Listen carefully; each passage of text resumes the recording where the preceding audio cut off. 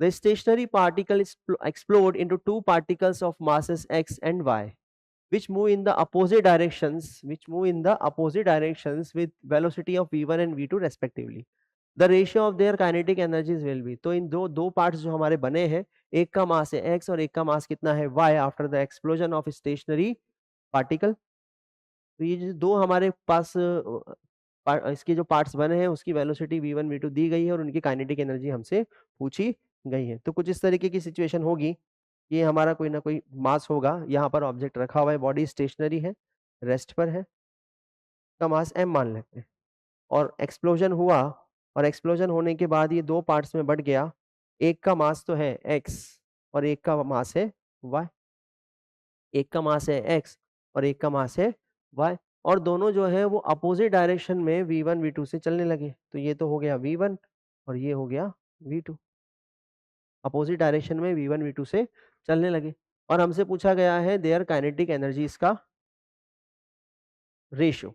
तो मान लेते हैं कि इसकी काइनेटिक एनर्जी है E1 और इसकी काइनेटिक एनर्जी है E2, तो हम बोल सकते हैं E1 अपॉन E2 हमसे पूछा गया है। क्लियर? चलिए, तो मान लेते हैं कि इसका मोमेंटम है P1 और इसका मोमेंटम कितना है P2। क्लियर? ठीक। तो using the momentum conservation of linear momentum in horizontal direction, हम कह सकते हैं कि P initial is equal to P final. तो P इनिशियल कितना, 0, क्योंकि ये रेस्ट पर था। P फाइनल कितना, P1 vector plus P2 vector. Clear?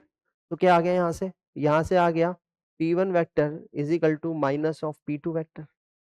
Clear? P1 vector is equal to minus of P2 vector. ठीक, माइनस साइन क्या रिप्रेजेंट कर रहा है, सिर्फ डायरेक्शन रिप्रेजेंट कर रहा है, यानी कि दोनों का मैग्नीट्यूड तो क्या है, सेम है।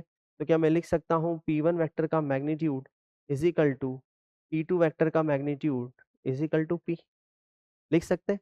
यानी कि दोनों पार्टिकल्स का जो है मास तो x और y रेस्पेक्टिवली है, वेलोसिटी v1 v2 रेस्पेक्टिवली है अपोजिट डायरेक्शन में, लेकिन दोनों का मोमेंटम क्या आया, सेम आया, क्योंकि हमें पता है मोमेंटम तो कंजर्व रहना है। इनिशियल मोमेंटम 0 था, फाइनल भी मोमेंटम 0 रहना है, तो दोनों का मोमेंटम सेम आना पड़ेगा। एक का मोमेंटम प्लस एक्स में होगा अगर मैं इसको एक्स और वाई मान लूं, और दूसरे का मोमेंटम किधर होगा, माइनस एक्स में होगा, लेकिन मैग्नीट्यूड सेम होंगे।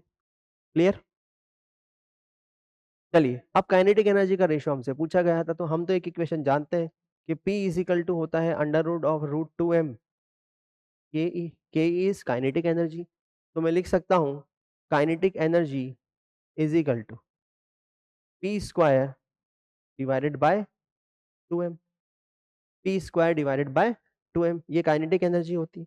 तो kinetic energy 1 means E1 is equal to कितनी हो गई, पी स्क्वायर डिवाइडेड बाय, क्योंकि दोनों का मोमेंटम यहाँ पर मैं P ले रहा हूँ, P1 is equal to P2 is equal to P, इसलिए मैंने यहाँ पर P1 नहीं लिखा, मैंने सीधा क्या लिखा, P square divided by 2 into x. X क्या है, मास ऑफ फर्स्ट पार्टिकल।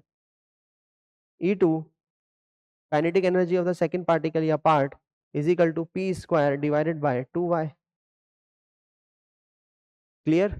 तो हमें फाइंड आउट क्या करना है, E1 divided by E2 is equal to P square divided by 2x into 2y divided by P square. तो E1 divided by E2 is equal to, ये हो जाएगा कितना, E1 divided by E2 is equal to y by x, और यही हमारा क्या होगा, आंसर होगा। P से P कैंसिल आउट हो जाएगा, 2 से 2 कैंसिल आउट हो जाएगा, तो y बाई एक्स हमारा क्या होगा, आंसर होगा। दोनों की काइनेटिक एनर्जी का जो रेशियो आया है वो आया है y बाई एक्स। y क्या है, मास ऑफ सेकंड पार्टिकल, और x क्या है, मास ऑफ फर्स्ट पार्टिकल। ठीक है, जो इसके पार्ट्स हुए थे उसको हम पार्टिकल नाम यहाँ पर दे रहे हैं, तो नोट कर लीजिए इसको।